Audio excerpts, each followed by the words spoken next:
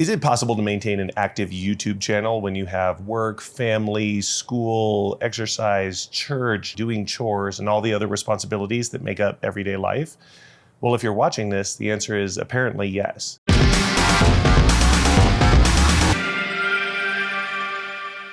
I'm James Archer, and I make videos about how to make better videos, or in this case, about how to make more videos. Now, I have a very full life. I have a very busy day job that keeps me quite hectic for most of the week. I have children ranging from toddler age to nearly adult, with all the calendar craziness that goes along with all of those ages. I volunteer for a position in my church that takes a few extra hours out of every weekend. And there's a ton of other stuff. We're basically your typical busy family. And just like you, I've got hundreds of reasons why I couldn't possibly be expected to regularly post to a YouTube channel. I've got too much going on, I'm too busy, I'm too tired, it takes too long to film, it takes too long to edit. There's just no way, it can't possibly work. Except that it can work. This will probably be about the 30th video I've put out this year, so I'm averaging about one a week. How do I pull that off?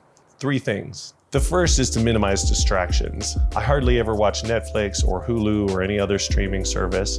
I hardly ever touch my PS4 except to occasionally play games with my kids.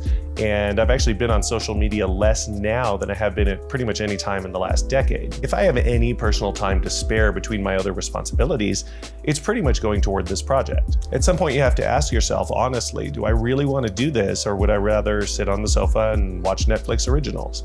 If you do want to do it, you probably have a choice to make because it's likely that you can't do both. The second tip is to streamline your content.